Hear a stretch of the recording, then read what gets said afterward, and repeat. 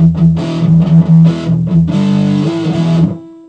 it's a Porsche 911 Carrera 996.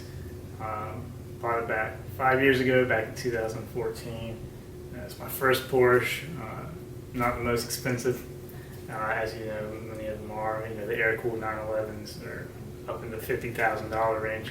So the 996 is a more affordable option for me. So that's just the reason why I decided to go with that one. So I actually had a 2013 Subaru BRZ before this, and that was a brand new car, a lot more expensive. And you know, the more I drove that car and the more I researched other cars, I found that I could buy a Porsche 996 for a lot cheaper and have a better performing car.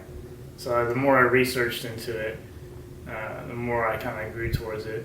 Sold the BRZ and eventually found my way into the 911, and came across one lady who was selling it in Asheville, North Carolina, which is about 6-hour drive down from Chesapeake, Virginia.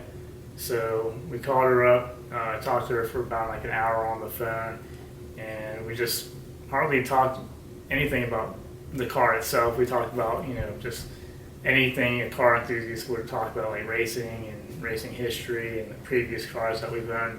And she liked that conversation with me because she had phone calls with doctors and lawyers who were interested in the car, but she didn't feel like the car would be suitable for that person, that individual, because they weren't a true car enthusiast. So we kind of resonated well with one another, and I decided to go look at it. And when I went down there, I just bought it on the spot. And it was kind of surprising when I first met her because she was a true car enthusiast. She had just bought a brand new 991 Carrera S in a Mexico blue, and this car was gorgeous. And so she had to let go of her old one to afford the new one. So that's kind of how I got into it. I like to just drive it when I get the chance. I know it's more of a weekend car. I haven't done too much to it. The only modifications I would say are the bypass exhaust and changed out the wheels. But those are the only two exterior modifications. But I use it just for daily driving, spirited driving in the back roads and whatnot. I have done a few autocross events with it just to kind of get the car's limits and see what it's capable of, which is by far more than what I expected, and it's a great car to drive. One time I really enjoyed was taking it up to VIR in 2014 for the WeatherTech IMSA race that they have every year, and we drove it up there. On my way up there, I got 2 tickets. One was for speeding, and the other was for no front license plate. It's kind of funny because when the officer pulled me over, he's like, "Let me guess, the front license plate ruins the look."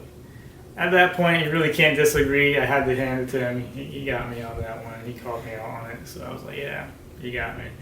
But I mean, the whole thing was fun, just driving up there. And then when we were at the racetrack, they had the Porsche corral, and they parked all the Porsches up there. And sure enough, the lady I bought it from, she was up there with her car, and so it was kind of like a little mini reunion. And we got to hang out for the day and watch the race and check out a lot of cool cars.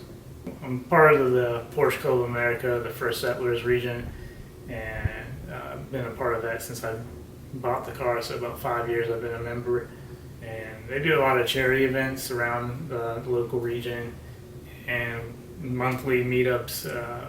They have them every month at like Pop's Diner in Chesapeake. It's a breakfast area, and we just go out there and hang out, do some raffles for charity.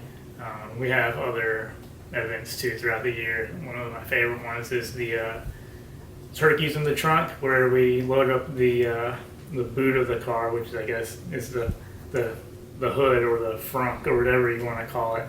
But we stuff the trunk up with as much turkey and canned goods as we can, and we drive it up to the local Porsche dealership, weigh all the food in, and then we drive it to the Mayflower Marathon, which is organized by the Food Bank of Southeastern Virginia.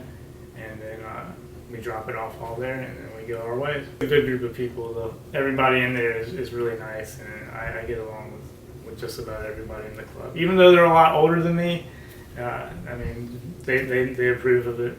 Pretty diverse. A lot of them are older, not a lot of young people. There is a couple of 30-year-olds, but as far as I know, I'm the only one that's still in my 20's, I think. I don't know. Cool. But yeah, it's cool that, you know, they're all supportive no matter what age you're in. And they enjoy it when I bring Hot Wheels to the club because they're like, oh, a cool car, they've never seen it before. And just to kind of see them, their eyes like bright up when they see something cool as a simple Hot Wheels car. They enjoy seeing that. I'm actually planning on selling it. Really? Yeah.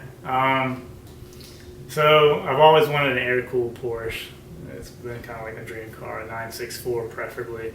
So I've always kind of had my eye on that. And this is my entry into the Porsche scene, kind of get familiar with all the people and, you know, make some connections and learn more about the cars themselves. So now I know a lot more about them. I'm interested in kind of moving along and getting something a little bit more classical. So we'll see down the road. It's not going to happen anytime soon. It's not going to happen tomorrow, maybe a year. But eventually, I probably will stop on that 9.6. Even though it's a great car, it'll make somebody else just as happy as me.